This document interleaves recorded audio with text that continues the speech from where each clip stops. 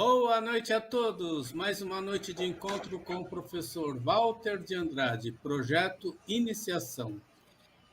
Boa noite. É com você, Gilberto. Olá, boa noite. Estamos ao vivo hoje, nesse sábado. São 20h43, mais um projeto Iniciação.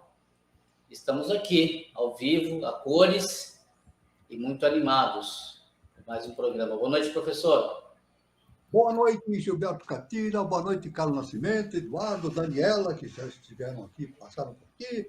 Boa noite a todos os nossos irmãos que estão presentes no nosso encontro aqui, o de Projeto Iniciação. Todo sábado a gente está aqui nesse horário, né, falando sobre a respeito das bases filosóficas e iniciáticas para aqueles que pretendem seguir o caminho da iniciação. Sempre lembrando que o projeto Iniciação é o projeto mais importante que um ser humano tem na face da Terra, para realizar, né, o seu autoconhecimento. Então, a base nossa, a gente segue duas linhas fundamentais. A doutrina secreta, né? A doutrina secreta não, os ensinamentos todos de Helena Petrovna Blavatsky e os ensinamentos do nosso augusto mestre, professor Henrique José de Souza, fundador da Sociedade Brasileira de Obiose, né? E também a gente vai abordando temas importantes, abordados e trazidos para nós, para o nosso conhecimento, através dos grandes instrutores da humanidade, através dos tempos e das civilizações, né? Então, o objetivo é a síntese do conhecimento, a fim de propiciar aos pretendentes ao caminho da iniciação informações e valores importantes para essa finalidade, né? Então, o encontro também visa propiciar ao participante, né, que já esteja no caminho da iniciação, a possibilidade de repensar tudo aquilo que já foi aprendido, já foi meditado, e receber outras indicações, sugestões, etc., para novas reflexões a respeito da sabedoria iniciática das idades. Sempre lembrando que o conhecimento está sempre evoluindo, né? A nossa consciência vai se expandindo e a gente vai cada vez mais se aprofundando nesses conhecimentos iniciáticos de enorme importância, né? Uma outra finalidade também de enorme importância do encontro é propiciar a reflexão a respeito do momento evolutivo que a humanidade está vivenciando neste início do século XXI e início da era de Aquários, né? Isso é muito importante, né? E sempre lembrando, de acordo com os ensinamentos do nosso augusto mestre, professor Henrique José de Souza, que o Brasil é a base, né? Isso é o berço da nova civilização. Então, é muito importante esse conhecimento, a fim de darmos o nosso trabalho em prol da evolução da sociedade brasileira, desse trabalho fantástico que o Brasil tem, né? A fim de a gente cumprir a nossa missão, ou seja, fazer o trabalho do eterno na face da Terra, realizar o trabalho do eterno na face da Terra. Essa é a nossa missão. Muito bem. Então, aqueles que se encontram também no caminho da iniciação, o encontro visa produzir a reflexão daquilo que podemos realizar para nos elevarmos a um padrão vibracional e evolutivo condizente com aquilo que a lei justa e perfeita planejou para ser desenvolvido pela humanidade no terceiro milênio e na era de Aquário. Isso é muito importante, então, esse conhecimento. Tudo bem. Devemos dizer que a pessoa, para realizar o projeto de iniciação, é necessário que ela se filie a uma escola iniciática. Isso é um ensinamento dos mestres, né? É absolutamente necessário que a pessoa esteja filiada a uma escola iniciática. Mas uma escola iniciática que realmente, veja bem, de fato, siga nitidamente, rigidamente, os preceitos da ciência iniciática das idades. A pessoa pode escolher a escola que mais lhe aprover, que é o livre-arbítrio. Mas nós, de nossa parte, indicamos que a pessoa venha fazer seus cursos e fazer o seu processo de iniciação na Sociedade Brasileira de Obiose. Como essa pessoa pode começar seu trabalho junto com a eubiose para realizar esse processo de transcendência? É simples o contato. Entra no Google, digita lá Sociedade Brasileira de Eubiose. Vai aparecer o site da eubiose.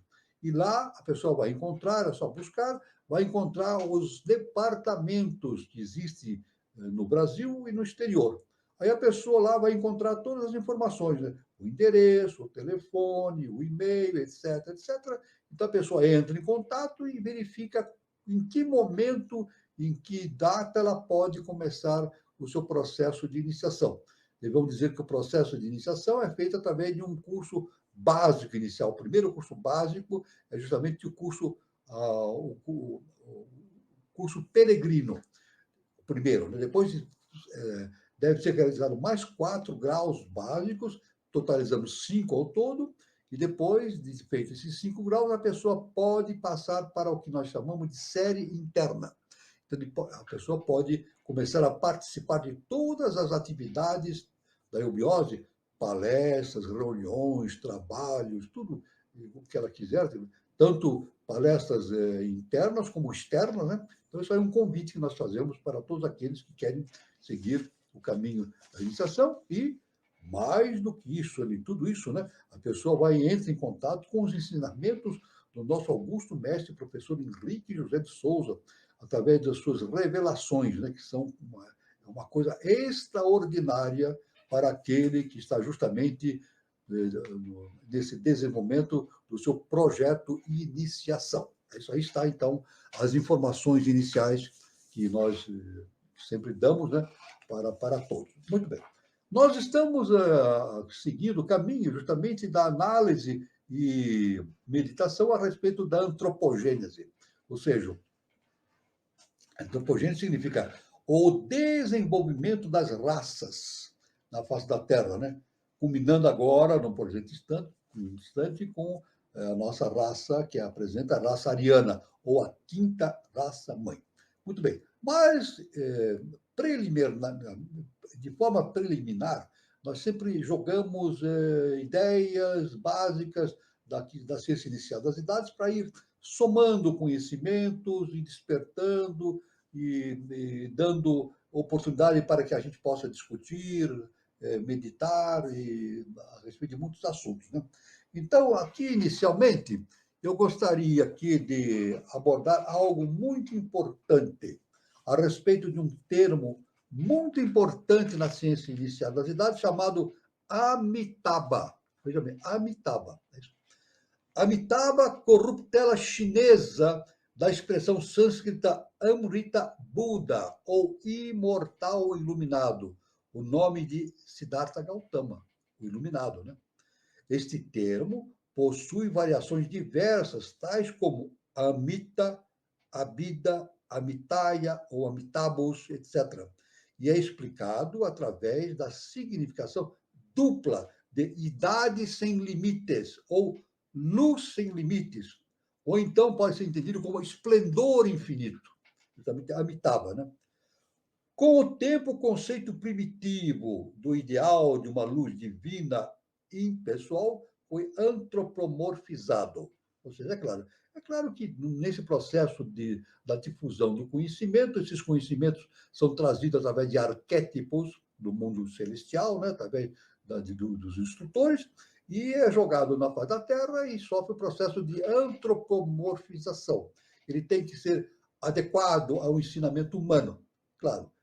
Por isso que o nosso mestre nos afirma que quando um mestre vem nos dar ensinamentos a respeito desses conhecimentos transcendentais, ele sempre dá à luz de uma tônica, ele sempre utiliza uma tônica específica, né?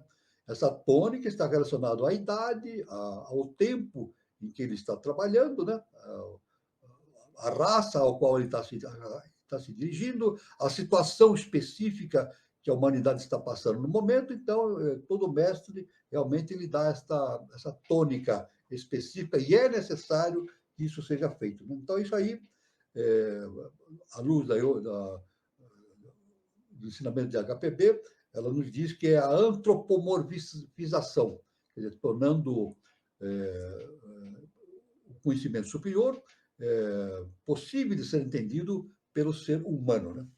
No simbolismo búdico do norte, disse que Amitabha, ou espaço sem limites, ou Parabrahma, tem em seu paraíso 2 bodhisattvas gêmeos, Quan Yin e Tashishi, os quais irradiam constantemente luz sobre os 3 mundos em que viveram, inclusive o nosso, ou seja, os 3 planos da existência, o terrestre, o astral e o espiritual, visando contribuir com sua luz para a instrução dos yogis, que, por sua vez, salvarão homens.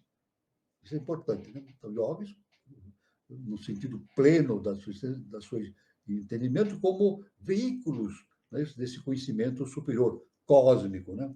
Sua elevada posição no reino de Amitabha deve-se aos atos de compaixão de ambos, como os yogis, quando viveram na Terra. Então, isso aí, a literatura de HPB diz, dá como indicação para estudo o livro A Voz do Silêncio. Aliás, num determinado momento, num nosso encontro, ou talvez através de vários encontros, nós vamos abordar essa questão da voz do silêncio, que é uma coisa muito... Frequentemente, a toda reunião nossa, sempre surge essa questão do entendimento, o que significa a voz do silêncio em si mesmo, né? Então, isso aí é muito importante. Amitabha, luz ou esplendor do infinito. O imortal iluminado, ou seja, Buda. Esta palavra significa também idade ou espaço sem limites. Amitabha é igualmente para Brahma, o não manifestado, também indicado por HPB, citado como uma fonte de informação, o livro A Voz do Silêncio, que é um livro importantíssimo que todos devem ler, não somente ler, mas meditar sempre a esse respeito. Muito bem. Seguindo esse caminho, então, da análise desses elementos básicos do conhecimento iniciático, nós vamos ver aqui uma outra informação que é Amon.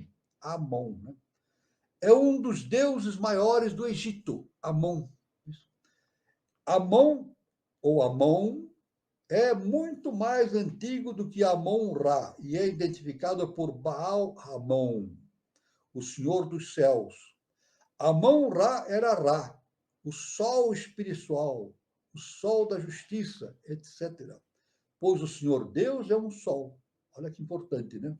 É o Deus de mistério e os hieroglifos do seu nome encontram-se frequentemente invertidos. É Pan, significa o tudo, o todo, né?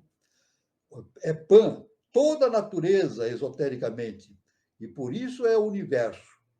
É o Senhor da eternidade. Veja que importante, Amon-Ra.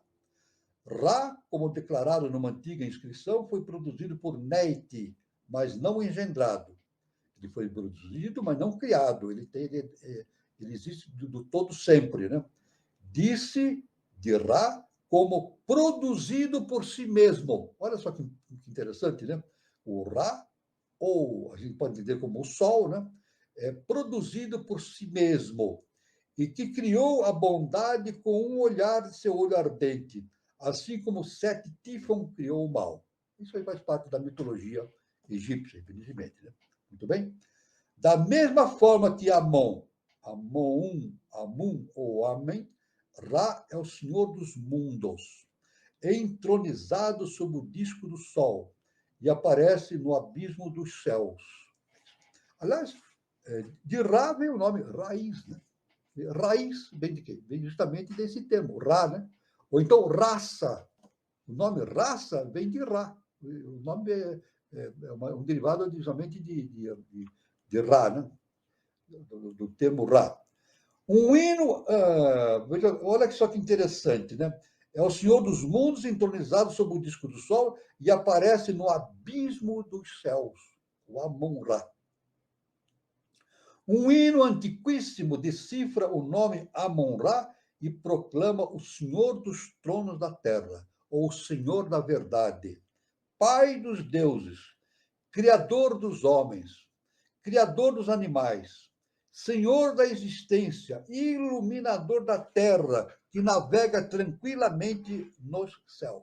Veja só que imponente essa concepção justamente do Amon-Ra, né?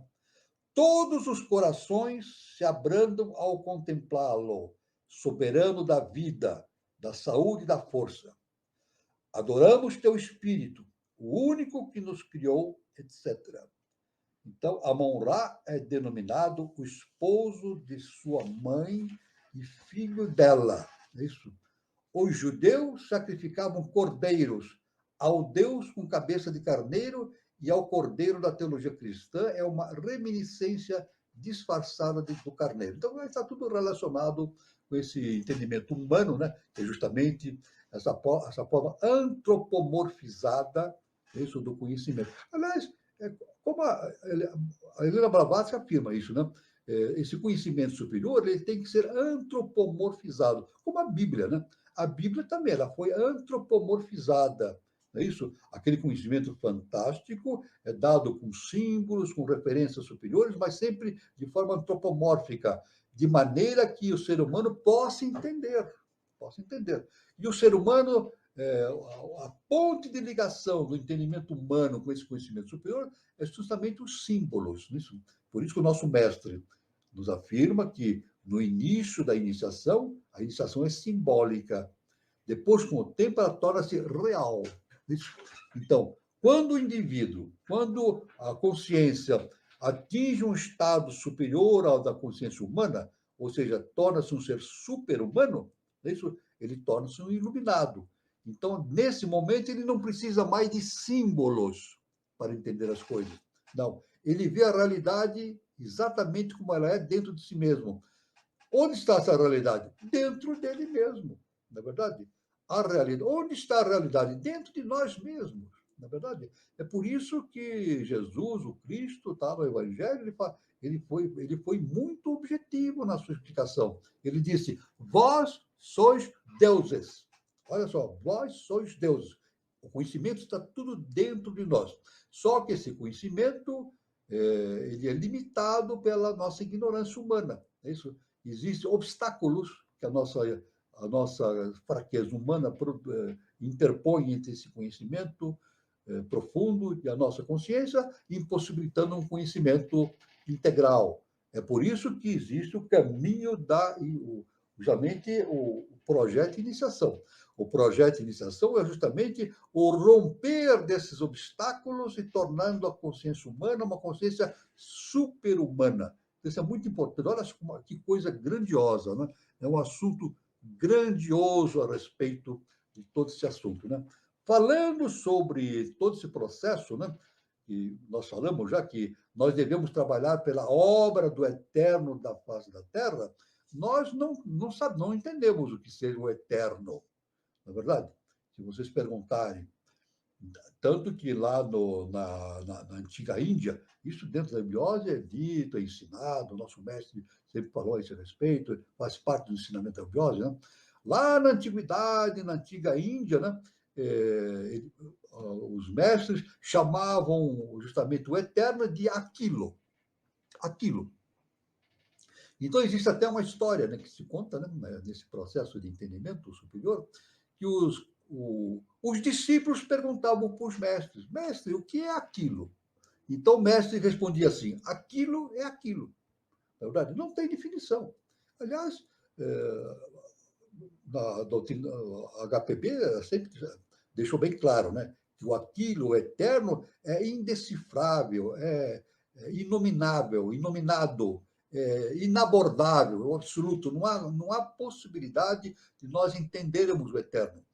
É o maior mistério que existe justamente para que à frente daquele que está nesse caminho do projeto de iniciação.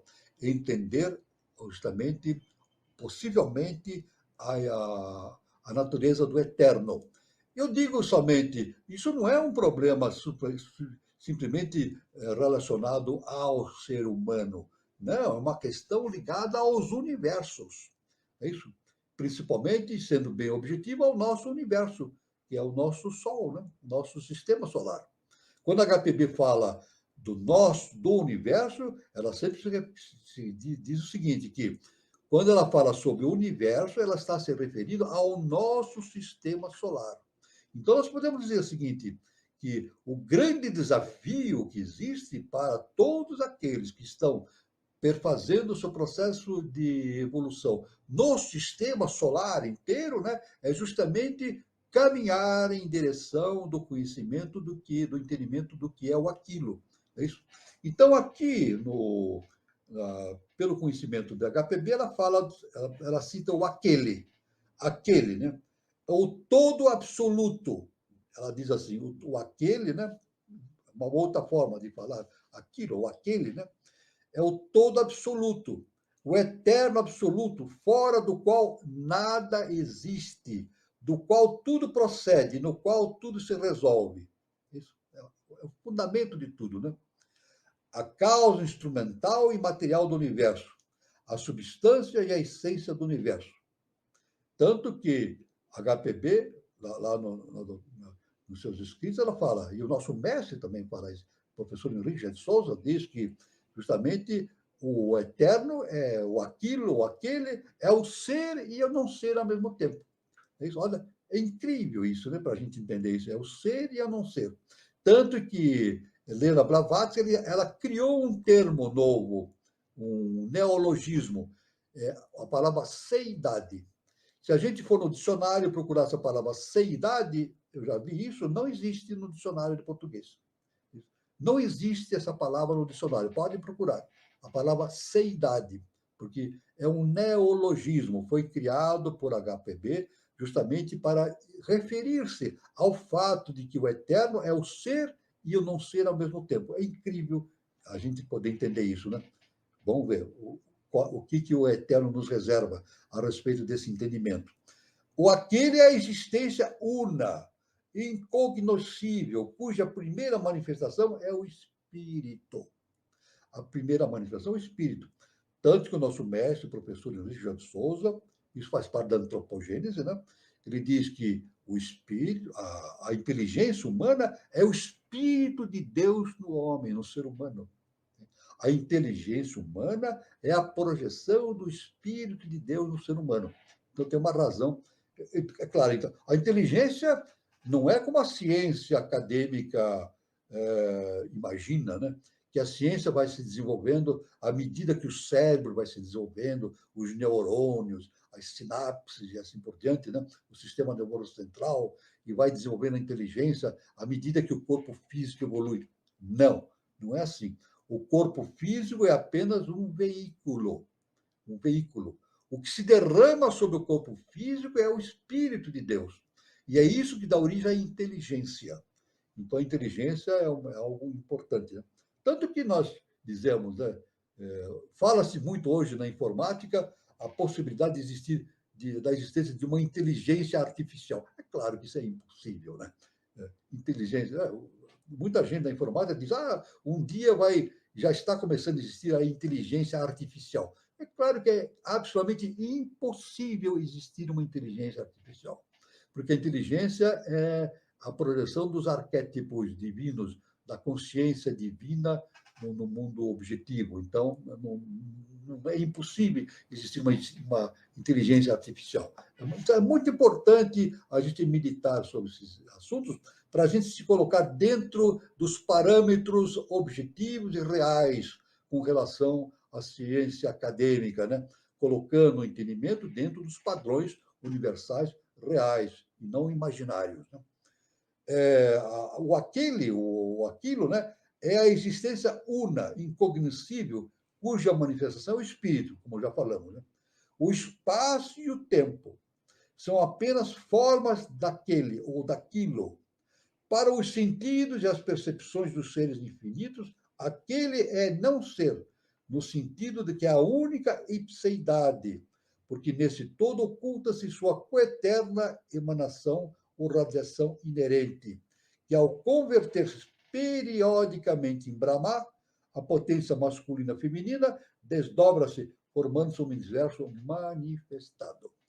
Então, a gente pode, pela doutrina secreta, a gente vê que existe um nível chamado imanifestado e outro nível chamado manifestado.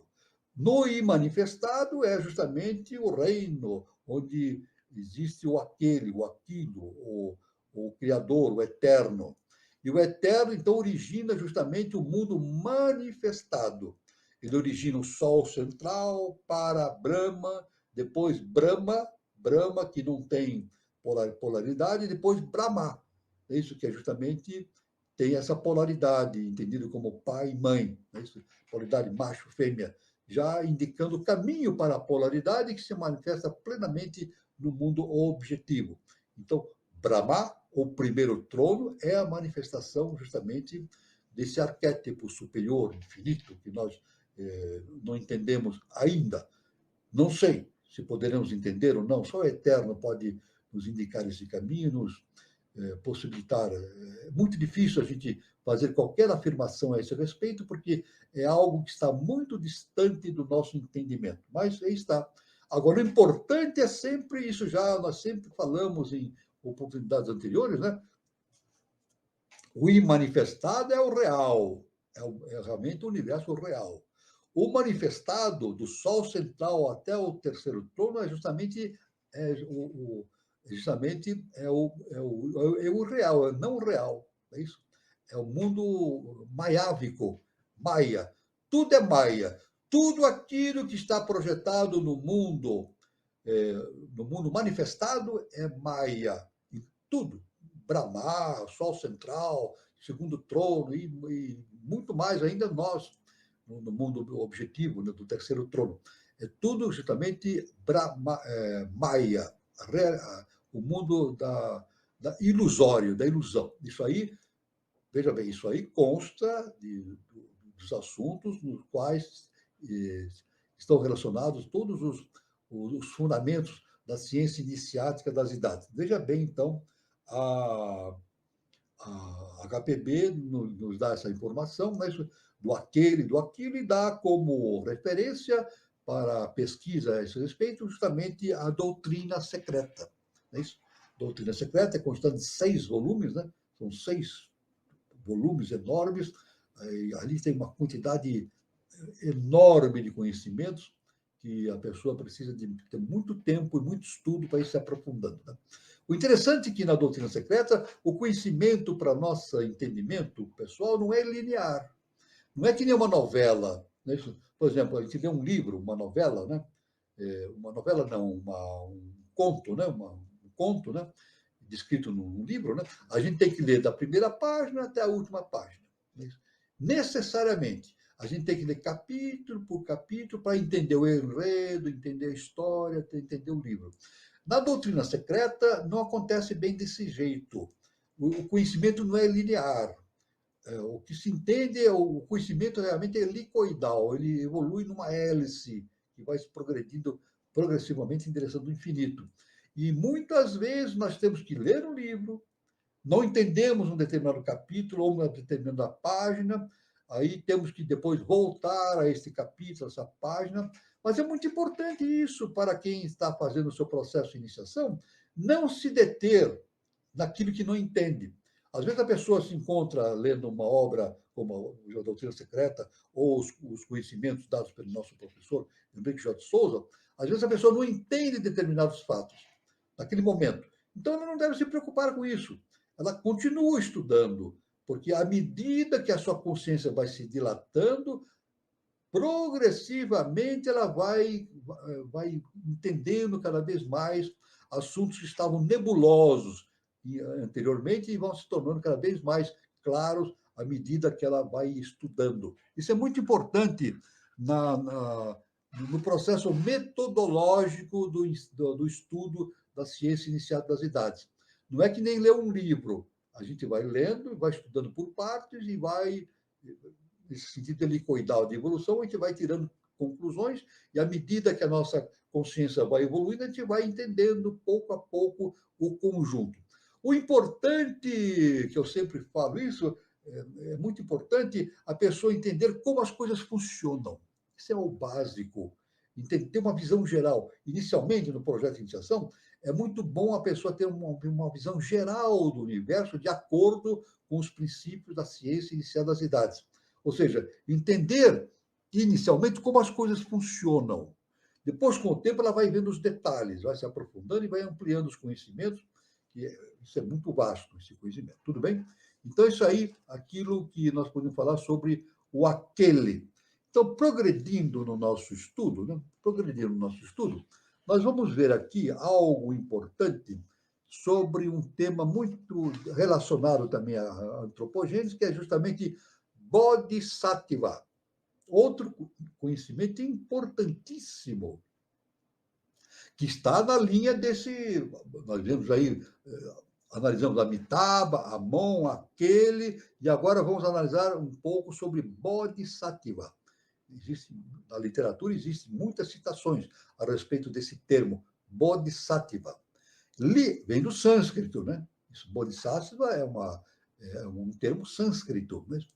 Literalmente significa aquele cuja essência, ou seja, Sattva, tornou-se inteligência, Bodhi.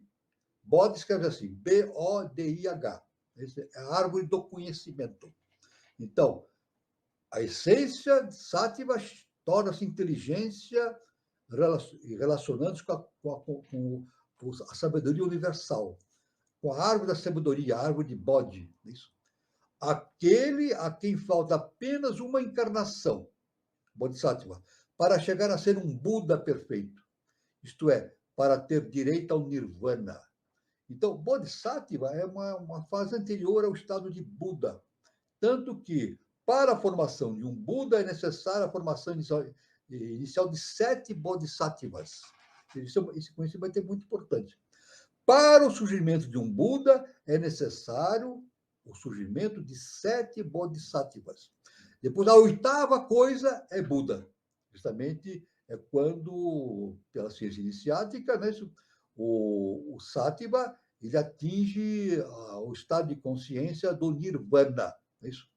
Este, como aplicado aos Budas Manashis terrestres, né, no sentido metafísico, Bodhisattva é um título dado aos filhos de Dhyanis Budas celestes. Olha só, Bodhisattva é o nome dado aos filhos dos Dhyanis Budas celestes. Aquele que possui o dom ou qualidade de Bodhi, ou sabedoria suprema, ou iluminação. Aquele que tem a sabedoria, justamente da árvore da sabedoria, árvore de Bodhi. Sempre lembrando que Siddhartha Gautama, ao iluminar-se, conforme nos conta os escritos antigos, ele iluminou-se debaixo da árvore de Bodhi. Agora, por isso veio budismo, né? O nome de budismo, né? É claro que ele iluminou-se debaixo da árvore da sabedoria. Ele iluminou-se debaixo, recebendo aquele impacto dos arquétipos universais e tornou-se, claro, um veículo. Tornou-se iluminado e tornou-se um veículo desses arquétipos universais. Né? Na ordem hierárquica, o Bodhisattva é inferior ao Buda perfeito. Na linguagem esotérica, esses dois termos são muito confundidos. Isso? Buda perfeito e o Bodhisattva. Né?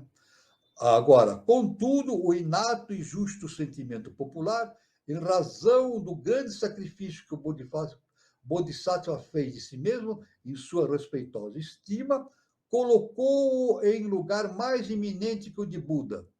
Nos países búdicos do norte, cada novo Bodhisattva, o grande adepto iniciado, recebe o nome de libertador da humanidade. São 7 Bodhisattvas.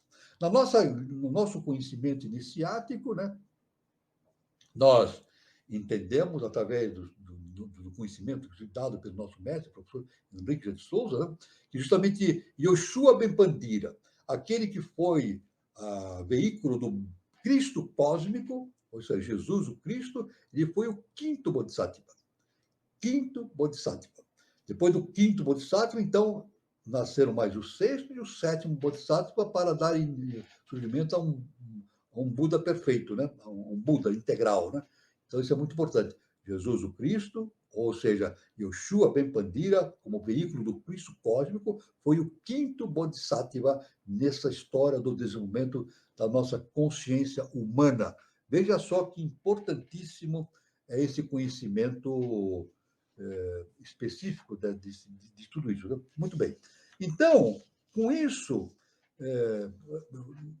nós estamos caminhando, né? Amitabha, a mão, aquele Bodhisattva e o caminho aberto para o entendimento de Buda, não é isso? Então, Buda, o que significa Buda? Literalmente é o iluminado. Veja, Buda significa o iluminado. O mais alto grau de conhecimento para chegar a ser Buda é preciso destruir inteiramente a escravidão dos sentidos e da personalidade, adquirir uma completa percepção do eu e aprender a não separar dos demais eus. Aprender também por experiência, em primeiro lugar, a completa falta de realidade de todos os fenômenos do cosmos visível. Veja que importante, né? Então, para chegar ao estado de iluminação, Buda, é necessário vencer essa barreira que nós temos diante de nós, que é a nossa própria personalidade. Conhecer a si mesmo. Ora, Jesus, o Cristo, justamente Jesus, o quinto Bodhisattva, ele nos deixou esse ensinamento, né? Ele disse assim: conhecereis a verdade e a verdade vos libertará. Olha só o ensinamento do quinto Bodhisattva. Conhecereis a verdade e a verdade vos libertará. O que é conhecer a verdade? É justamente conhecer o Deus que existe dentro de nós mesmos, o nosso Deus interno. Porque Jesus fala: vós sois deuses. Então, conhecereis a verdade, conforme Jesus, e a verdade vos libertará. Agora a gente pergunta: conhecendo a verdade nos liberta do quê?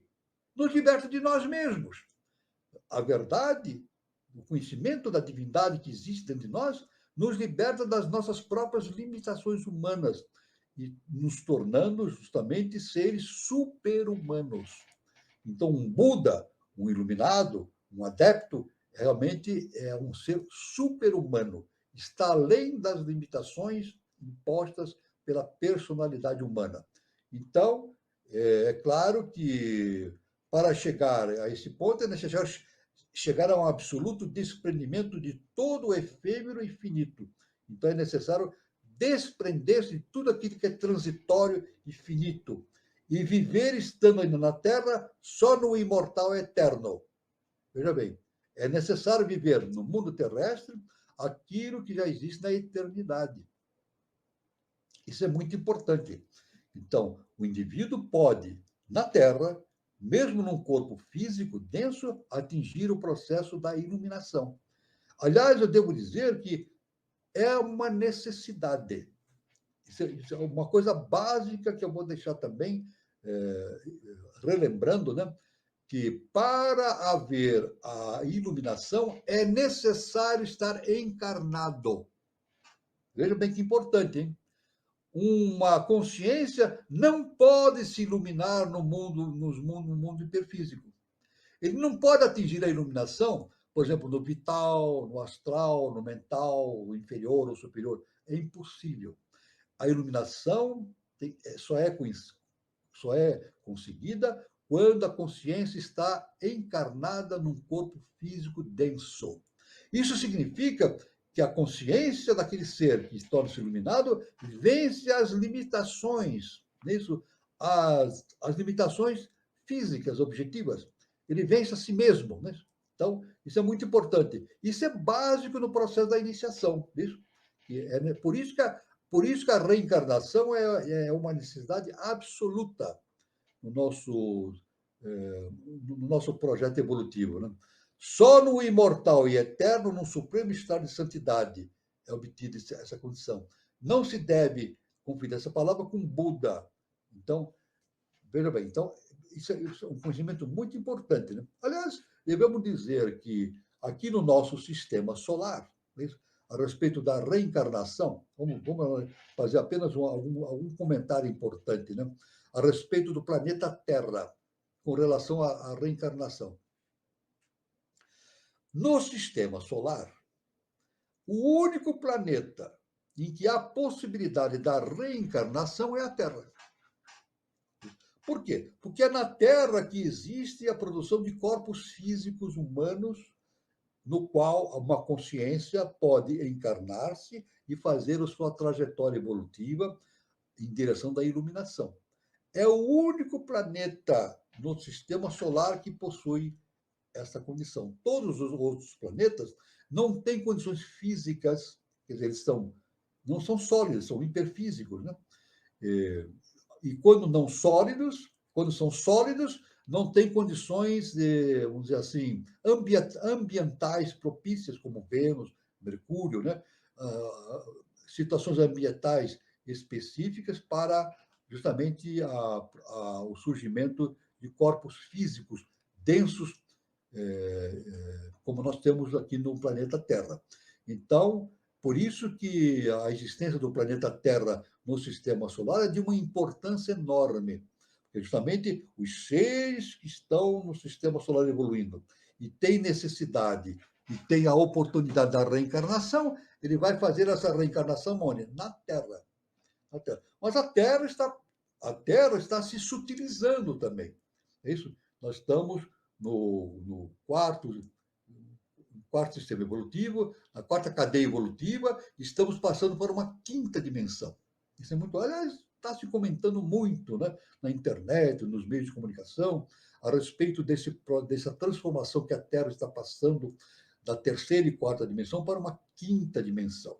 Então, isso é verdade. Isso é um processo, depois a pessoa se aprofundando nesse conhecimento, ela vai perceber e vai conceber essa noção de que a Terra está passando por um processo de sutilização. É isso? Se nós estamos numa quarta cadeia evolutiva, passaremos para uma quinta cadeia evolutiva, estamos adentrando já no terceiro milênio, num estado de quinta dimensão, de quinta consciência, um estado de quinta consciência, de quinta dimensão. É por isso que o nosso programa, né, o nosso encontro, chama-se justamente o nosso canal, né, no qual nós nos manifestamos, chama-se Conexão 3005, porque o nosso mestre afirma, professor Henrique José de Souza, que no ano 3005 a Terra, a humanidade, atingirá um estágio, não final de evolução, mas um estágio bastante importante na questão da formação de uma nova civilização. É isso, ano 3005. Isso significa o transbordo, a passagem da consciência humana de terceira e quarta para a quinta dimensão. É claro que aí tem um processo de seletivo, né? É um processo de seleção. Aliás, os nossos irmãos espíritas, eles falam a esse respeito, né? Eles dizem que o planeta Terra está deixando de ser um planeta de expiação para se tornar um planeta de regeneração. E é verdade, isso é verdade. Então, no fundo, a Terra deixa de ser um planeta de expiação, torna-se um planeta de regeneração e também começa a sutilizar-se, vai se sutilizando com o tempo, né? Esse é o caminho que nós temos aí, justamente nesse entendimento. Né? Então, na sequência desse entendimento,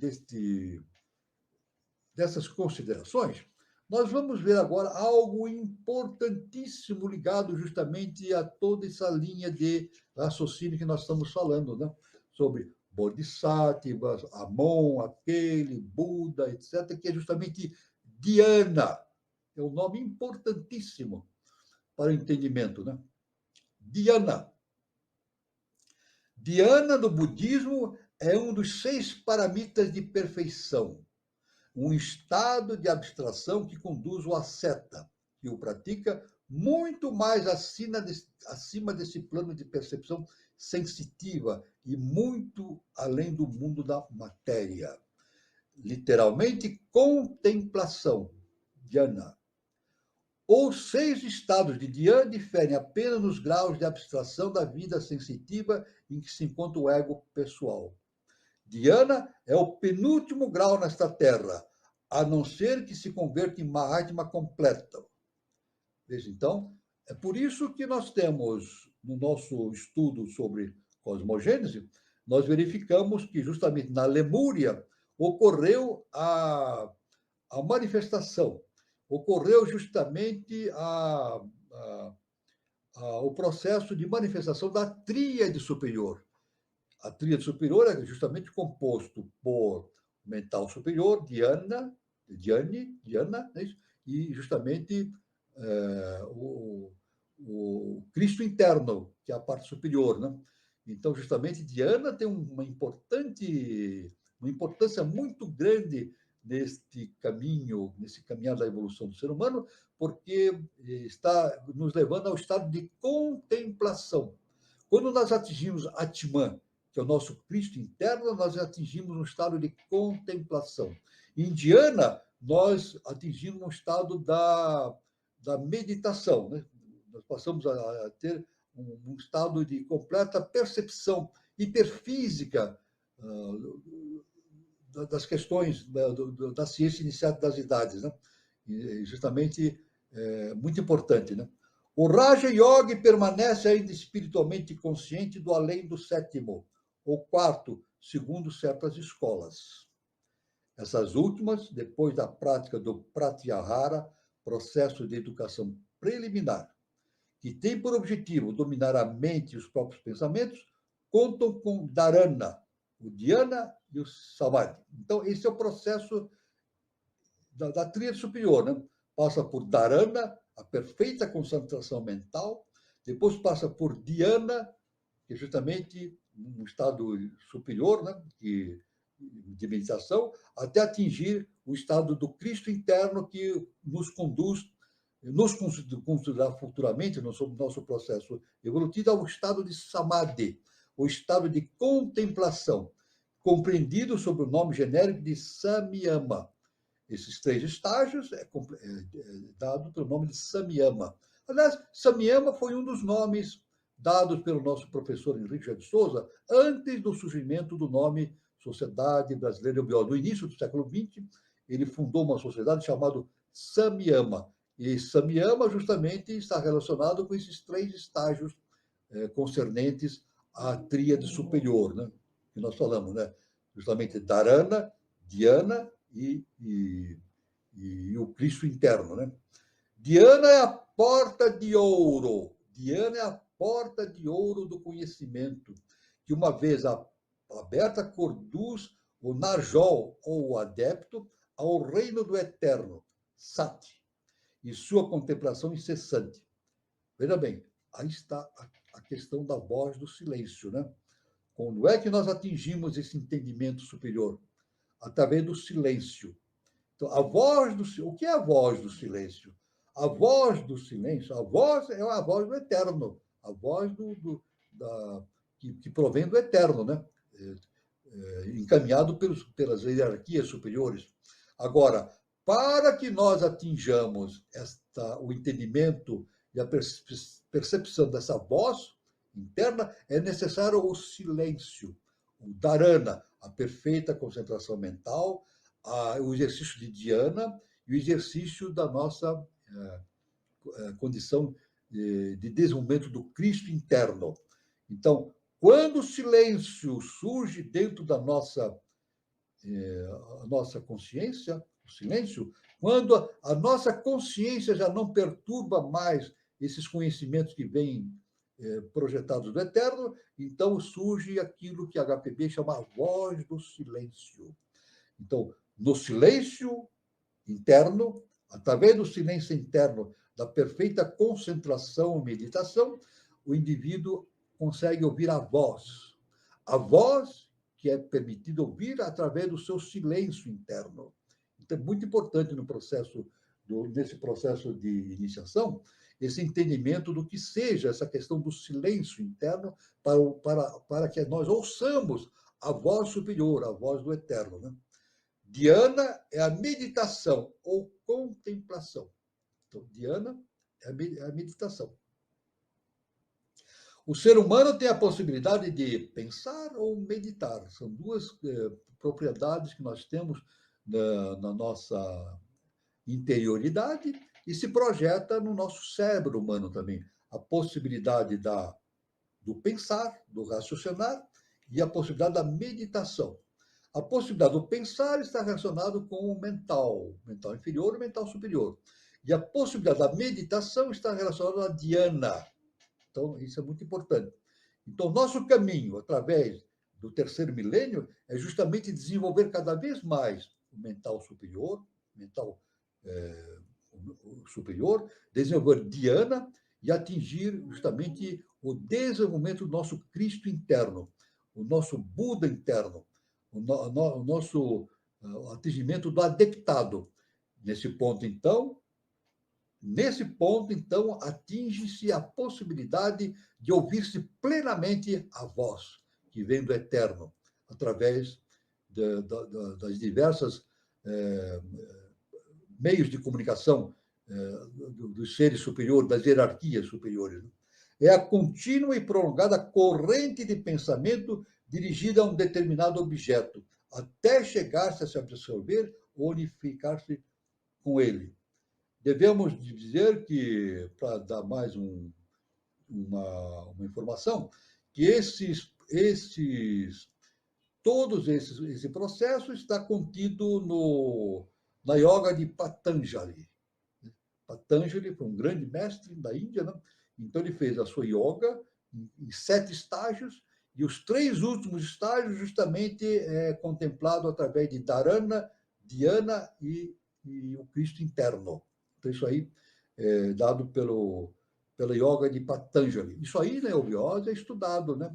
As pessoas que vierem fazer seu curso de eubiose vão ter a possibilidade de executar, de ter a possibilidade de entrar com esse conhecimento, se aprofundar e fazer meditações e fazer práticas específicas, né, de yogas, né, a fim do desenvolvimento de todas essas possibilidades. Veja só que enorme, que importância enorme tem todo esse conhecimento que nós estamos aqui nos referindo a esse respeito. Né? Tudo bem? Muito bem. Então, agora, nesse momento, nós vamos aqui seguir mais um pouco com o nosso conhecimento da antropogênese. Né? Antropogênese, vamos seguir um pouco mais, demos esse caminho inicial dessas definições sobre esses termos importantíssimos sobre a antropogênese. Agora vamos continuar um pouco mais sobre a antropogênese. Os Lêmur e Atlantes viviam em uma dinastia de reis divinos. Lêmur e Atlantes, né? Ou seja, a situação Lêmur e Atlantes viviam numa dinastia envolvida por reis divinos. Eram envolvidos por reis divinos. Ou seja, a divindade vivia na face da Terra, junto com o ser humano. Isso é muito importante. A divindade estava projetada diretamente no mundo objetivo. Com a queda Atlante, houve a projeção da divindade dessas hierarquias para os mundos internos. Então, formou-se os mundos internos, do qual Agartha é um dos mundos internos. Né? Esses de reis divinos, espíritos reais, vivos ou semideuses, que assumiram corpos para governar esta raça e instruí-la nas artes e nas ciências. É certo que esses Dhyanis eram das hostes materiais ou suras, e nem sempre foram bons. Seu rei Tevetati foi desses últimos, e sob sua maléfica influência, a raça atlântica se converteu em uma nação de magros involutivos, ou perversos. Daí se travou uma luta entre os 2 grupos, terminando com a destruição da Atlântida, que pereceu toda a raça, excetuando-se apenas uma raça que foi salva por Noé, que veio construir justamente a nossa quinta raça mãe ariana, que são substancialmente idênticas ao pai dos Trinquitianos. Esse é um termo que usaram na teosofia. Né? Então, uma das lendas mais antigas da Índia, diz que há milhares de anos passados existia no Oceano Pacífico um imenso país que foi destruído por convulsões geológicas e cujos fragmentos podem ser vistos até hoje nas ilhas de Madagascar, Ceilão, Sumatra, Bornéu e ilhas principalmente da Polinésia. Segundo os anais bramânicos, essa raça tinha alcançado alto nível de civilização, os Atlantes, e a tradição dá o nome de Rutas aos povos que habitavam esse imenso continente equinocial. E da sua linguagem se derivou o sânscrito. O sânscrito é derivado, então, justamente dessas raízes atlânticas. Né? A tradição indo-helênica, conservada pelos povos imigrados da Índia em sua rota para a planície central da Europa, refere-se também à existência de um grande continente no Oceano Atlântico, na parte dos trópicos, e cujo nome era Aztlã. Seus vestígios se encontram ainda nas Canárias, Ilha de Cabo Verde e dos Açores. Hoje, essas ilhas que nós vemos, nas Canárias, Ilha de Cabo Verde e os Açores, são o ponto alto, justamente, do continente Atlântico. O continente Atlântico está justamente no fundo do Oceano Atlântico, né? Uma crença religiosa comum em Malaca e na Polinésia, os dois extremos opostos do mundo oceânico, afirma que todas as ilhas hoje existentes formavam dois grandes continentes habitados pelas raças amarelas e negras. Estes povos estavam sempre em luta, e os deuses, cansados de suas brigas, ordenaram ao oceano que os destruísse. Então, houve a questão da inundação de Atlântida. Só as cristas das montanhas escaparam à grande inundação. As cristas dessas montanhas, que justamente constituíam onde as Ilhas Canárias, Cabo Verde e os Açores. São os pontos altos de Atlântida, né? Inundação formando as ilhas que restaram com seus habitantes. Apesar da impossibilidade de comunicação dos indígenas destas ilhas tão distantes entre si, 800 a 1.000 léguas entre uma e outra, pela falta de recursos quando foram descobertas no século passado, ignorando a existência uma das outras, todos os povos dessas ilhas, que jamais haviam se conheciam, sustentavam, e sua ilha lhe fizera parte de um grande país que se estendia para o Ocidente até a Ásia. Então, os povos, as tradições dos povos antigos sempre se referem à existência de algo anterior, de uma existência anterior. Aliás, os nossos próprios indígenas, né?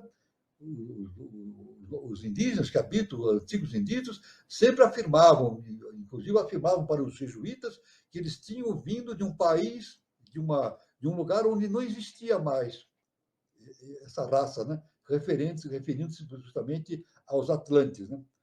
Todos tinham a mesma língua, os mesmos costumes, as mesmas crenças, a mesma tradição. Então, isso verifica, antropogeneticamente, nós vemos que todos nós, todo mundo é derivado de uma raiz atlante. Anteriormente, derivado de uma raiz lemuriana, mas depois derivado de uma raiz atlante. E esses dois mundos, essas duas raças anteriores, foram eliminadas fisicamente da Terra, né, por catástrofes, né? Mas os povos que sobreviveram, sempre, nas tradições desses povos, sempre consta a descrição da existência da Atlântida, como um povo anterior à sua existência. As relíquias da Ilha de Páscoa são os vestígios da existência dos gigantes da quarta raça. E o mesmo acontece com as estátuas de Bamiyan. Então, hoje, então, nós temos estátuas, a Ilha de Páscoa e outros monumentos, que são resquícios provenientes da ação desses seres que viveram na antiguidade, né? Basta examinar as cabeças das estátuas gigantescas que permaneceram intactas para encontrar nelas o tipo descrito pelos livros esotéricos da Índia como os dos gigantes da quarta raça, Atlântida, né? Encontramos nelas os retratos do rei Ravana, de Lanka, seu irmão Kumarkarma, os Budas pertencentes a Manvantaras anteriores e os heróis que eu menciono nas obras indianas. Todos eram descendentes dos deuses por meio dos rishis. Podem ser da mesma raça, mas uns são os filhos dos deuses e outros são a progênie dos poderosos feiticeiros. As estátuas da Ilha de Páscoa mostram bem os gigantescos feiticeiros da quarta raça, enquanto aos da Ásia Central, é isso, como as fisionomias serenas e calmas, indicam os filhos dos deuses. O professor Sayce, conforme a HPB, Helena Blavatsky, de Oxford, em 1887, claro, de acordo com a época que a HPB viveu, no século XIX, né? Esse professor descobriu os cilindros assírios caldeus que esclareceram muitas coisas da história antiga. Diz ele que o deus da sabedoria era o Eridu, cidade construída no fundo do Golfo Persa, há mais de 6.000 anos. O nome significa boa cidade e foi centro da civilização caldeia, que abriu caminho para o norte. Como se representava o deus da cultura vindo do mar, supõe-se que a civilização de Eridu fosse de importância estrangeira. Estes mantinham relações com a civilização sinaítica e a Índia. As estátuas descobertas pelos franceses numa região chamada Teló, delatando de 4.000 anos antes de Cristo, são feitas de diorita trazida do país de Mangan, Sinai. Veja a relação que existe dos povos antigos com os povos anteriores. Né? Aliás, o próprio Egito tem uma raiz lemur e atlante. Né? O Egito foi fundado inicialmente por lemurianos, que vieram de onde hoje era o Oceano Pacífico, que desapareceu. Começaram a civilização egípcia, depois vieram os atlantes, que deram uma nova conotação histórica e cultural para o Egito, então o Egito tem uma raiz lemur e atlante, né? O deus da sabedoria foi identificado como Omanes de Berosso, o semi-homem, semi-peixe, que ensinou aos babilônios a cultura e a arte de escrever. Então, aí nós vemos, aí é muito importante nesse conhecimento da antiguidade, ver que isso aí eu passei por esse processo de entendimento quando entrei na eubiose, conheci os ensinamentos do nosso Augusto Mestre, professor Henrique de Souza. Né? Anteriormente, eu via as coisas de maneira separada. Né? Eu via a Índia para lá, o Egito para cá, os astecas aqui, os mexicanos, a América do Sul, como fatos isolados. Com o conhecimento dado pelo professor Henrique de Souza e também por HPB, então, eu, pessoalmente, comecei a ter a possibilidade de perceber que a história é uma só, está tudo relacionado. E se nós pesquisarmos, nós vamos ver na cultura dos povos antigos sempre menções da sua origem anterior, né? Delatando de forma simbólica ou histórica a existência de uma raça anterior, a Atlântida. Isso acontece na história, inclusive, da Grécia Antiga, né? Existem relatos referentes a uma raça anterior, né? Quer dizer, sempre no Egito também existe referência a esse fato, na Índia, assim por diante, e entre os nossos índios, né? Nós temos justamente tradições que contam que eles são derivados de uma raça anterior, de uma terra que não existe mais, justamente referindo-se à Atlântida. Né? Isso aí foi contado para os jesuítas, no começo da colonização do Brasil, né? Eles contaram essas questões para os jesuítas. Né? Então, isso é muito importante. Então, é muito importante, como eu falei anteriormente, é entender como as coisas funcionam. Isso. A lei cósmica é justa e perfeita. Como diz o nosso professor, dizia e diz, o nosso mestre, professor Richard Souza, nada acontece por acaso, está tudo relacionado, faz parte de um contexto único, de uma única coisa. Né? Agora, o importante justamente é estudar a fundo e fazer essa correlação. Isso é muito importante, fazer essa correlação entre todos os povos, em todas as idades, todas as histórias, e a gente vai ver uma história comum da raça humana, que é algo gigantesco para ser estudado, e aí está um convite para todos aqueles, né, que estão fazendo o seu projeto de iniciação, a entrar por esse caminho maravilhoso do entendimento da raça humana, da história da Terra e da história do nosso universo, que é o nosso sistema solar. Muito bem, eu passo a palavra agora ao nosso irmão Carlos Nascimento para a gente dar prosseguimento ao nosso encontro. Muito bom, professor. O senhor é fantástico tudo isso, né? O senhor aborda muitos assuntos que a gente fica aqui refletindo, né, professor? E a gente percebe realmente que todas as culturas, tudo tem uma origem só, tudo está ligado. E nesse processo de evolução, professor, a gente percebe que a gente ainda está numa jornada, a gente ainda está num caminhar, né? E como que, diante de todos esses fatos, né, como que a gente consegue conciliar a inteligência artificial na antropogênese, professor? Existe alguma ligação? Não, veja bem, o que se chama de. Eu vou falar sobre inteligência artificial dentro dessa visão acadêmica, né? como eu falei, a inteligência artificial não vai existir nunca, é impossível existir. É isso. Muitos imaginam que o ser humano vai criar um computador que vai tomar decisões, vai criar. Não, isso não é possível. Olha, um computador não cria nada. Ele não, olha, que ele computa. O que o computador faz? Ele computa. Ele faz um resumo, ele tem aquela memória, a memória artificial, né? Aquela memória guarda muitas informações, né? Faz a correlação, mas ele não tem a possibilidade de criar coisas. A inteligência é criativa. A inteligência cria. Por quê? Somos deuses. Nós temos Deus em nós. Nós temos a possibilidade de criar. Veja bem, um computador não tem a possibilidade de criar. Jamais um computador vai criar. O que um computador faz? Ele faz aquilo que o programador determinou. É isso? O programador é inteligente. O programador do computador ele é inteligência. Porque a inteligência vem de Deus. É isso? Então, ele faz a programação e faz o computador funcionar de acordo com o que ele determina. Então, o computador, ou qualquer programa, faz aquilo que o programador determinou. Ele não pode criar nada. É impossível. É impossível. Porque a inteligência, o poder de criação é um ato divino, é arquetipal, vem de cima.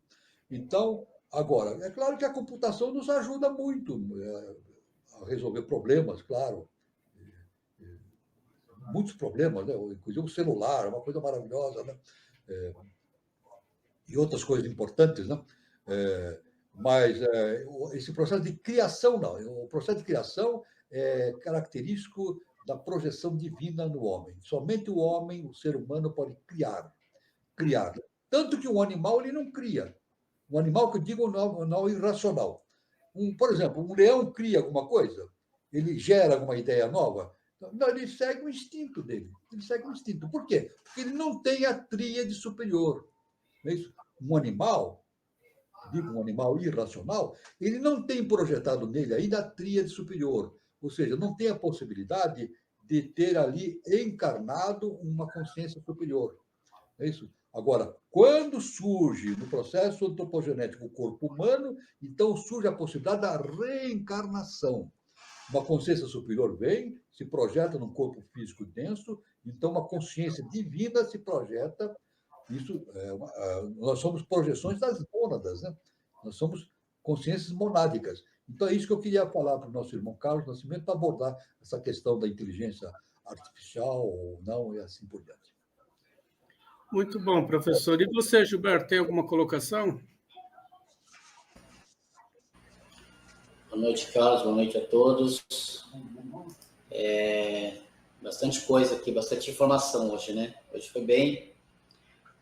Antes disso, deixa eu passar um recado para o pessoal que está aqui no chat. Muita gente comentando, muita gente participando. Obrigado a todos aí que estão acompanhando e que compartilhem o conteúdo aí com seus colegas, né? Pessoas que vocês que gostam desse conteúdo. É um conteúdo que é exclusivo, elaborado aí e muito bem passado pelo professor Walter. Então, o nosso conteúdo ele realmente é exclusivo e muito bom. Então, se você não é inscrito ainda no canal, clica aí no sininho, faça a sua inscrição, curte o vídeo principalmente, né?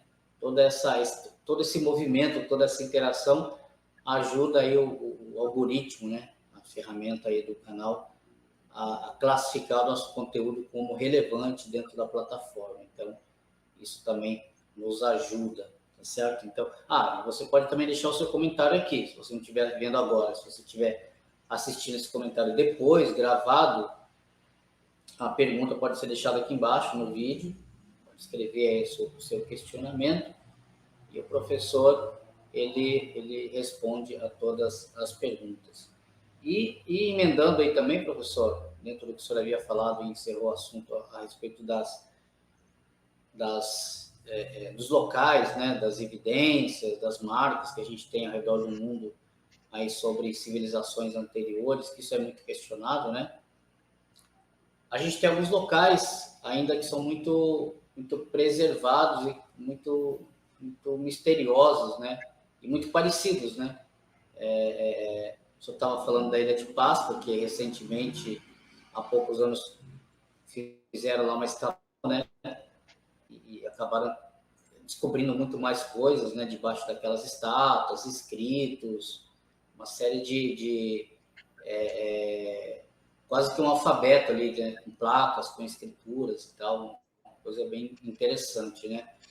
E na Indonésia tem algumas ilhas que, segundo aí pesquisas também recentes, né, olha que interessante, do outro lado do mundo, que são muito parecidos com a Ilha de Páscoa. Por exemplo, as espécies de animais, vegetação, a parte física mesmo do local, né?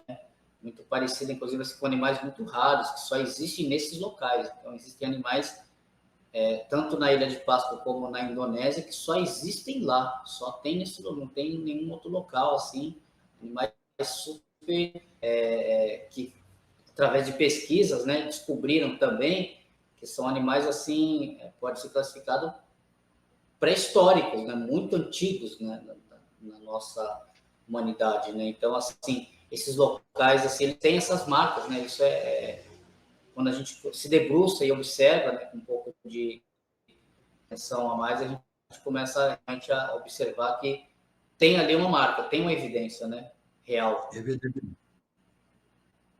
Bom, muito boa as informações que o nosso irmão Gilberto Catira trouxe, né? Eu já vou continuar nesse tema. Eu só queria aqui fazer uma observação. A Gilmara Tomé, eu só queria responder para não esquecer isso. Ela falou que entre os cientistas brasileiros, ela cita o nome do cientista, né? Cita que está aí na tela, né? Que esse cientista diz que chamar a inteligência artificial de inteligência é errado, né? Inteligência. Eu só quero fazer mais um comentário. Veja bem como as coisas, a raiz das coisas nos indica a essência, né? As palavras. Né? Inteligência vem da onde? Inteligência vem do latim. Inteligência quer dizer interlegere. Vem de duas palavras, interlegere. Interlegere quer dizer ler por dentro. Então, veja bem que importante. Estamos falando aqui do projeto Iniciação. Inteligente é aquele que lê por dentro de si mesmo. É interlegere. O computador vai ler por dentro, ele não lê por dentro de si mesmo, ele não tem essa possibilidade. Ele é uma máquina, uma máquina. Ele funciona de acordo com a programação que o programador fez. Então, agora, o ser humano não. Ele tem a possibilidade de ler por dentro de si mesmo. Ele tem a possibilidade do autoconhecimento. Um computador de inteligência artificial, ele não tem essa possibilidade do autoconhecimento. Vou deixar bem claro.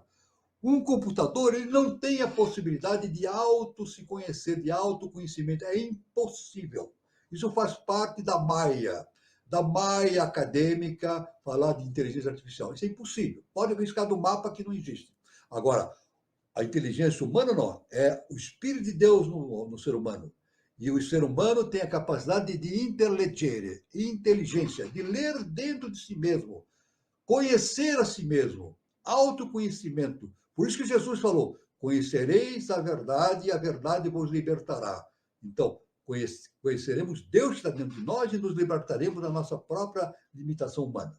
Isso que eu queria deixar. Obrigado para a nossa irmã Gilmara Tomé pela sua informação muito importante. Voltando agora ao nosso irmão Gilberto Catira, nós vemos o seguinte, que realmente o nosso irmão Gilberto Catira fez uma série de observações muito importantes a respeito da conexão que existe entre todos esses conhecimentos que vão surgindo na história do ser humano, né? São indícios, informações que nos remetem a um passado distante. E o interessante é que todas as civilizações se referem sempre a um passado que tem conexão entre si. Se nós vemos a história da Índia, a história da China, a história da China antiga, né? A história do Egito, a história da Grécia, sempre há uma conexão. Ou aqui na nas Américas, né, sempre há uma conexão a respeito da origem das coisas. Uma coisa que eu queria deixar bem claro também, veja bem, são dois pontos muito importantes para o entendimento na ciência iniciática das idades. Né? Existe a memória daquilo que ficou no passado. Então, a arqueologia vai investigar, a filosofia, os estudiosos, tudo, né? Através da linguística e assim por diante, e a gente pode perceber uma conexão. Então, é o resultado de algo que já aconteceu.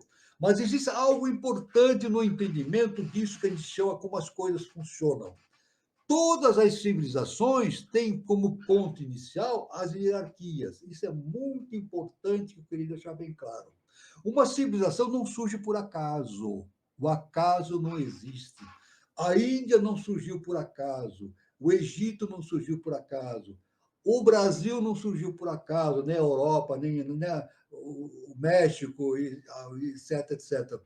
Tudo tem origem de um projeto cósmico. E esse projeto cósmico é trazido pelas hierarquias. As hierarquias vêm até o plano físico e determinam a existência do início das civilizações. É isso? Então, isso é muito. Agora, é muito, como o Gilberto Catira falou dessas lendas que existem, desses conhecimentos, sempre esses povos, existem lendas que dão origem, que contam a origem desses povos. É claro que, basicamente, a origem de todos os povos é determinado, o que nós chamamos aqui, objetivamente, dos mundos internos. Os mundos internos. Então, hierarquias, que nós chamamos de mundos internos superiores, vêm para a face da Terra e determinam a origem das raças, dos processos evolutivos. Isso aconteceu na Índia, em todos os povos, no Egito e assim por diante. Né? Então, é muito importante a verificação desses dois pontos. Né? A origem das coisas sempre é a origem arquetipal. Nada surge sem um fundamento arquetipal. Nada acontece por acaso. Nosso mestre diz, nada acontece por acaso. E depois há o resultado desse processo evolutivo deixa uma marca na história dos povos. E essa marca de cada povo não são coisas distintas, afastadas. Elas, se a gente estudar, elas confluem para o mesmo ponto de emanação. E, no nosso caso, estamos estudando a antropogênese, o ponto de emanação física vem da Lemúria, para a Atlântida, e agora a raça ariana, e assim por diante. Né? Então, aí é um momento, um ponto de reflexão muito importante a respeito da antropogênese. Muito obrigado ao nosso irmão Catira por trazer essas importantes observações.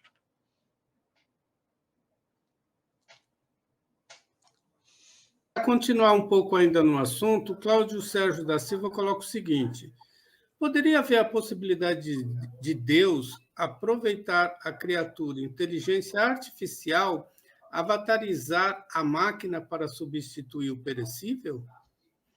Não. Não vou falar mais nada. Não. A resposta é uma só, não. Porque, veja bem, a máquina é uma máquina. Ela não tem... A máquina tem corpo perfísico? O computador tem vital, astral, mental? Tem. Eu pergunto isso. Não tem nem base de entendimento. O computador, a inteligência artificial, uma inteligência artificial que não tem corpo vital, não tem corpo astral, não tem corpo mental, não tem a tríade superior, é possível isso? É absolutamente impossível. É impossível existir isso. Então, é impossível a divindade utilizar uma máquina. E nem ela faria, é perda de tempo. Isso é perda de tempo. Agora, a estrutura humana não, é justamente a projeção do ser superior, né? O projeto, o fundamental é a iniciação do ser humano. Né? Aliás, nós devemos dizer que o computador, muita gente chama de bênção da humanidade, mas é também um empecilho da evolução humana, a gente sabe disso, né? Qualquer pessoa sabe disso. Né? O computador não é 100% bom, não é. A informática não é 100% boa. Eu não sei a porcentagem, mas tem uma parte dela que é maligna e outra parte que é benigna. Eu acho que todos concordam com isso, né?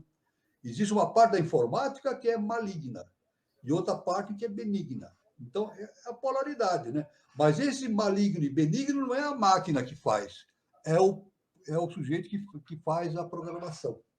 Né? O indivíduo que programa é que faz a coisa. Aí os vírus, né? Toda essa complexidade toda dos vírus e não sei o que lá, dos hackers, não sei o que lá, né? Essa malignidade que existe no mundo da computação, isso faz parte. Mas isso provém de uma fonte inteligente. O computador não é inteligente e jamais será inteligente. Vem de uma fonte inteligente, que é o sujeito que faz a programação. Então, ele programa o computador para agir de forma maligna ou de forma benigna. Nós não entendemos isso? Podemos entender isso. Um computador, ele pode fazer um computador agir para o bem ou um computador agir para o mal. É claro. Então, são os dois lados. Agora, é a máquina que decide se vai. É a máquina que se decide e vai decidir se vai agir bem ou mal. Ela não tem condições disso. Agora, o programador decide. O programador é que decide se ele vai usar a máquina para o bem ou para o mal. E nós sabemos que a computação, eu não sei dizer a porcentualidade, né, entre o bem e o mal, mas uma parte do mundo da informática é utilizada para o mal, para prejudicar as pessoas, para fazer o mal, e outra para o bem. Então, mas isso não é o computador que faz, é a consciência humana, na é verdade? Ou a consciência humana, diga, a ignorância humana que produz esses estados opostos de polarização. Muito bom, professor. Agora tem uma pergunta do Anderson Baldo. Fico pensando, 3005 não seria agora, em 2005, com a antecipação de 1000 anos, pois 1900 a da Mita? Olha, o Anderson ele tocou num ponto muito importante. Veja bem, as pessoas ficam pensando, 3005, daqui a 1000 anos. Não, não é isso. Não é isso. O importante não é o futuro, é o agora. Budismo. Budismo. Isso. O aqui e o agora. O importante não é o futuro, o passado, é o aqui e agora. Então, o nosso mestre, no projeto ano 3005, historicamente, como o desenvolvimento de uma nova civilização, como consequência. Mas o que vale é o aqui e agora. Quem estiver pensando falta 1000 anos para acontecer, não adianta fazer nada atualmente, não, está errado. Está errado. Tem que fazer já. É isso? Já. Os processos de evolução da humanidade, de transformação da sociedade rumo a uma nova civilização, tem que ser feito agora, já. E já está acontecendo. Isso é algo que já está acontecendo. O nosso mestre, o professor Henrique de Souza, ele determinou o ano 2005 como o início da Era de Maitreya. É isso? A Era de Maitreya. É isso? 2005. É isso? Então, de 2005 a 3005 vai existir um processo de amplificação do estado de consciência humana, né? Um processo extraordinário. A Era de Maitreya, esses 1000 anos, a Era de Aquário, né? É uma coisa extraordinária para a humanidade. É uma coisa ímpar. Nunca aconteceu na humanidade uma fase tão impressionante de desenvolvimento. E outra coisa que o nosso mestre fala também nas suas revelações é que o processo de desenvolvimento está se acelerando cada vez mais. É um processo. Antigamente, lá nos tempos remotos, o processo evolutivo era lento, também, eras e eras longínquas. Agora a coisa vai se agilizando. O processo de evolução, de transformação, eu digo que o processo de transformação vai se agilizando. É claro que nesse processo de evolução existem os julgamentos, né? Os processos seletivos. Existem os processos seletivos, que nem a Terra. A Terra está passando por um processo de seleção. A Terra está passando de um mundo físico denso para um mundo hiperfísico. Ela está se sutilizando. Nós não percebemos isso, mas tem muita gente já falando a esse respeito, né? Cientistas, etc. Né? A Terra, o caminho da Terra é se sutilizar, deixar do mundo físico denso e passar para o vital. Passar para o vital, depois para o astral e assim por diante. Isso é o processo de sutilização. É claro que nesse estágio que nós estamos passando na Terra, uma passagem para a quinta dimensão, um quinto estado de consciência. Está acontecendo agora, já. Então, o nosso trabalho não é pensar daqui a 3005, não, tem que ser já. Tem que trabalhar já pelo processo dessa transformação. Mas é claro que o processo seletivo vai acontecer, já está acontecendo, né? E isso eu estou falando, o nosso mestre fala isso. O nosso mestre, na sua revelação, numa das suas revelações, ele diz: quem não estiver preparado para viver na nova civilização, não reencarna mais na Terra, vai reencarnar em globos obscuros, globos primitivos. Então, é o que o Jesus, o Cristo, nos ensinou, a separação do joio e do trigo. Isso é necessário fazer, né? E quem estudar as rondas, todos os processos evolutivos, percebe, vai aprendendo como se processa esse processo de seleção através desses processos evolutivos. Há um processo de seleção. Mas não é para prejudicar ninguém, isso aí é para o bem de todos, não é isso? Bem de todos. É como numa classe de estudantes, né? Existe uma classe de alunos, todos nós que estudamos, né, a gente vê que existe um grupo superior, que é de alunos espetaculares, que tem notas altas, um nível mediano, que tem notas regulares, passa, não passa de ano, e um nível inferior de alunos que não querem estudar, só querem fazer bagunça. Né? Não é assim que acontece? Existe um nível lá para baixo de alunos que não querem estudar, só querem fazer bagunça. Isso não é característica da escola, é parte da própria estrutura do ser humano. Né? Então, no planeta Terra acontece isso também, está acontecendo isso. Né? Atualmente, nós temos um processo de separação da terceira e quarta dimensão, que vai para um outro estágio de consciência, e uma quinta dimensão que vai permanecer na Terra em direção do ano 3005 e aí para eras futuras. Então, por isso que é necessário que as pessoas entendam isso e mantenham o seu foco de consciência ligado para um quinto estado de consciência. Quinto estado de consciência, eu digo de maneira resumida, de acordo com o nosso mestre, é uma conexão com a Mãe Divina, justamente o segundo trono. O segundo trono, viu? Vishnu, o segundo trono, a Mãe Divina, uma conexão com a Mãe Divina. Isso é muito importante para que a gente cumpra o nosso processo evolutivo e ajude a humanidade também a progredir em direção dessa rota que o Eterno nos propiciou e nos propicia. Muito bom, professor. O Cláudio Sérgio da Silva pergunta: ainda assim há infinitas possibilidades na questão de várias moradas. E depois disso, todos seremos um? Ou haverá realmente o joio e o trigo? Veja bem, olha, o joio e o trigo. O trigo é a parte. Veja bem o que Jesus falou. Está no Evangelho isso, né? Isso está no Evangelho. Não estou inventando, está no Evangelho. Tinha um agricultor, tem os seus trabalhadores, né? Então os trabalhadores falaram para o agricultor: olha, está nascendo muito joio no meio do trigo. Vamos arrancar esse joio e deixar só o trigo? Então o agricultor, o dono do estamento da plantação, isso Jesus nos contou, disse assim: não, deixa que eles cresçam juntos. Jesus falou assim. O agricultor falou: não, deixe que o joio e o trigo cresçam juntos.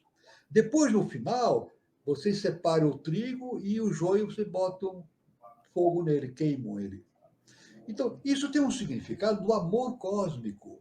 Amor cósmico. Esse convívio do joio e do trigo, o joio ele recebe as informações para a sua evolução, na verdade. Então, é uma oportunidade que a divindade dá para que o trigo possa transmitir para o joio os ensinamentos pertinentes ao seu processo evolutivo. É por isso que nós dizemos, né? Nós dizemos não, isso faz parte da ciência iniciática. Nós não estamos sós. Os mestres estão permanentemente ao nosso lado, é o trigo, né? Nós temos trigo, bastante trigo na face da Terra. São os mestres, os grandes instrutores, né? Os grandes seres de hierarquia. É o trigo que está entre nós. E justamente, claro que uma parte da humanidade, uma grande parte é o joio. Mas o joio será queimado com Jesus, de maneira simbólica, Jesus falou queimar, mas significa transferir para outros processos evolutivos, para que esse joio atinja um estado de consciência semelhante ao trigo. Então, nada se perde, nada se cria, tudo se transforma. Lavoisier, século XVIII, hein? Já falava isso. Lei química, mas é uma lei universal. Nada se perde, nada se cria, tudo se transforma. Muito bom, professor. Professor, eu vou dar meus recados, mas tem muitas perguntas aí. Eu não sei se vai dar tempo, aí o senhor dá uma olhada, tá? Tudo bem. Então, eu queria falar sobre a nossa roda de conversa aqui no canal Conexão 3005. Toda terça-feira a gente tem a nossa roda de conversa. E nessa próxima terça-feira, já no mês de agosto, 1º de agosto de 2023, terça-feira, no mesmo horário, às 20h40, teremos como tema Leonardo da Vinci, Vida e Obra. Precursor da aviação, da balística e arquétipo do homem do Renascimento, sua curiosidade insaciável era igualada apenas pela sua capacidade de invenção. Mas teriam suas obras significados e interpretações ocultas? Quem vai falar sobre isso é Flávio Salazar. Ele é terapeuta, pesquisador aqui de São Paulo, e os mediadores serão Daniela Troncoso e Eduardo Nunes. O tema é muito interessante. Leonardo da Vinci, 500 anos atrás, né, na época do Renascimento, e falar sobre ele é tão atual, é muito interessante essa roda de conversa. Participem. Eu queria também falar sobre o Espaço Shakti, tá? O Espaço Shakti tem a sua matriz lá em São Lourenço, tá? É um centro de terapias holísticas, Espaço Shakti Nova Era. Em São Lourenço, ele fica na Praça Helena Jefferson de Souza, 38, anexo 1, São Lourenço, Minas Gerais. E para mais informações, tem o telefone aí, prefixo 35 997566874, WhatsApp, e no Instagram, @Shakti Nova Era. E nós temos, e tem filial da Shakti em Brasília e também em São Paulo, no bairro de Santana, no departamento da Eubiose de Santana. Eu queria também falar da Fundação Henrique José de Souza, que tem a sua campanha do agasalho. Ainda estamos no inverno. Quem puder fazer a sua contribuição de um bom agasalho em bom estado nos departamentos da Eubiose, a gente fica agradecido. E quem quiser fazer a sua contribuição em dinheiro, pode ser qualquer valor, aí está a conta da Fundação Henrique de José de Souza, no Banco do Brasil, agência 0983, dígito 0, a conta é 7632, dígito 5, e o CNPJ é 24826-406, 1000 ao contrário, 96. E a gente vai ter um evento, né, Encontro em Prol do Movimento Eubiótico, dia 18 de novembro de 2023, no Departamento da Eubiose de Americana, São Paulo, Rua México 262. Então, guarde, eu vou avisando, né, porque vai ser ainda em novembro, 18 de novembro de 2023, e é um encontro em prol do movimento eubiótico lá em Cuiabá, Mato Grosso. Bom, deixa eu ver aqui. Eu sou de Felipe. Sou de Felipe. Ah, tá. O Felipe, professor, é sobre... Deixa eu ver aqui. Felipe. Esse é muito importante. Essa observação dele é muito importante. A inteligência artificial seria um Kama-Rupa em maquinário? Veja bem, essa observação do Felipe foi muito interessante. Muito interessante. Veja bem, olha só. Veja bem, o que é um Kama-Rupa? Nós já falamos aí, já comentamos isso em coisas anteriores. Né? Nós temos a estrutura do ser humano é setenária, né? Nós temos um quaternário embaixo e uma tríade superior. Existe um determinado momento em que esse quaternário age de maneira tão maldosa faz crimes tão horrendos que a tríade se afasta. Quando a tríade se afasta, o quaternário fica sozinho, sem a tríade. Então, ele é um Kamarupa. Um Kamarupa. É isso. Esse Kamarupa tem inteligência? Não. Um Kamarupa não tem inteligência, porque ele não tem a tríade superior. Então, ele não tem inteligência. Ele não tem o Espírito de Deus projetado nele. Tanto, agora, veja bem o que acontece com o Kamarupa. O que acontece com o Kamarupa? Aquele quaternário sem a tríade. Ele vai perdendo dimensões. Ele está na 4ª dimensão, depois ele vai para a 3ª, 2ª dimensão, 1ª dimensão, até chegar na 0 dimensão. Ele vai se decompondo, porque ele não tem a tríade superior para manter intacto aquela estrutura toda. O Kamarupa tem inteligência? Não, não tem inteligência. Inteligência tem um ser humano. O Kamarupa não tem inteligência porque ele tem... Agora, ele age de maneira como agem os animais, de maneira instintiva, e utilizando aquele conhecimento que ficou armazenado no quaternário, que nem um computador. Ele usa aquele conhecimento que ficou armazenado no quaternário, mas aquilo vai se degenerando, degenerando até acabar. Na verdade, vai perdendo dimensões. Então, aí está essa comparação que o Felipe fez de um Kamarupa com inteligência artificial, é isso? Dá uma perfeita... É mais um motivo de entendimento para perceber que algo que não tem inteligência, não tem a trilha, vai se degradar, né? Inevitavelmente vai se degradar até chegar na 0 dimensão. Muito bom, professor. Hoje a aula foi tão interessante que estouramos o horário e ainda tem muita pergunta aí para o senhor dar uma olhada e a gente responde no próximo encontro. Tudo bem. Eu vou dar uma olhadinha aqui.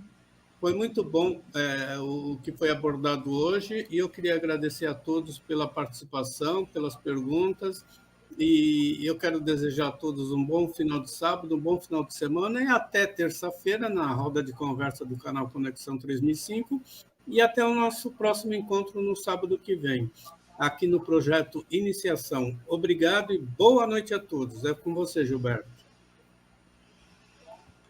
Isso aí, deixar um abraço a todos que estão aí conectados, ficaram até agora. Hoje o chat aqui lotado, né? Todo mundo participando, todo mundo aí com a gente até o final. Então, obrigado a todos e aguardamos aí vocês no próximo encontro, no próximo programa e também na terça-feira. Bom final de sábado e um ótimo fim de semana para todo mundo. Boa noite, professor. Boa noite. Eu vou dar uma olhadinha depois nas perguntas, né? E selecionar e ver aí que no próximo encontro a gente aborda aí o que for necessário, né? Para esclarecimento. Então, muito obrigado ao nosso irmão Catira, ao nosso irmão Nascimento, não é isso? E muito obrigado a todos aqueles que estiveram presentes no nosso encontro, né? Foi uma honra e uma felicidade muito grande. E até sábado que vem. E terça-feira tem a nossa roda de conversa, né? Com o tema Leonardo da Vinci, né? Leonardo da Vinci. Exatamente. Então, muito bom. Muito obrigado a todos. Luz, paz e amor para todos e fiquem todos com Deus.